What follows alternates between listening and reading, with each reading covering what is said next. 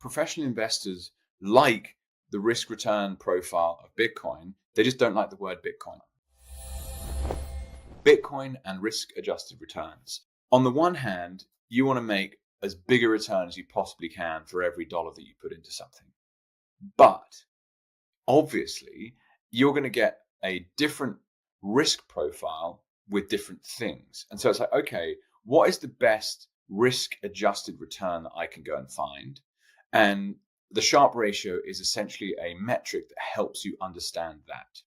And I'm thinking through like some examples. Okay, so I could go to a racetrack and I could gamble on a horse in a horse race. Now, someone with better information than me might have a lower risk profile when they look at gambling on horses, but I would put that as pretty fucking sketchy.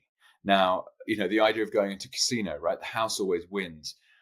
Investing in many ways is just betting, right? You take a bunch of bits of information and you make a decision about where to put your money. Now, if you buy an equity, it's different to buying a bond. It's different to buying a classic car or art or equally Bitcoin. And those are all different points to make about like the type of assets you can put money into. But the point is just like, how fast can this asset grow in terms of the dollar value?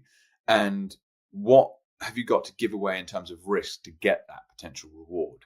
And so James does a brilliant job of just running through like where the Sharpe ratio came from. Originally, it was essentially a mathematician, and it completely revolutionized modern portfolio theory.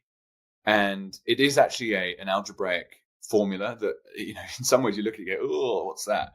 But really, it's very, very simple. And I just love this kind of stuff because what they basically go on to say and mention is a project called the Nakamoto portfolio, which is something I've referenced in the past. And it's basically another great story, actually, where there was well, I forget his name now, damn it. But I've watched him on some podcasts before, and he was working at Swan at one point. But he worked in the investment industry, and he just was always like, once he grokked Bitcoin, he was bullish on Bitcoin, but none of his mates got it. It's like, okay. And he created a portfolio that was basically just Bitcoin, called it the Nakamoto portfolio, made it look like it was a hedge fund pitch, sent it to his mate, who was like, what about this fund? And the guy looks at it, it's like, yeah, keen, having always dismissed Bitcoin. And then suddenly it's like, hang on, this is the Bitcoin return. And the point is that the word Bitcoin, it like winds people up. It gets up their sleeve somehow and just like, I don't want to go near it. It's all of the fear, uncertainty, and doubt that flies around that people don't like it, right? They've been told not to like it. It's unsurprising when you start digging into the roots of central banking and how the ability to print your own money means you can influence the media, the academia.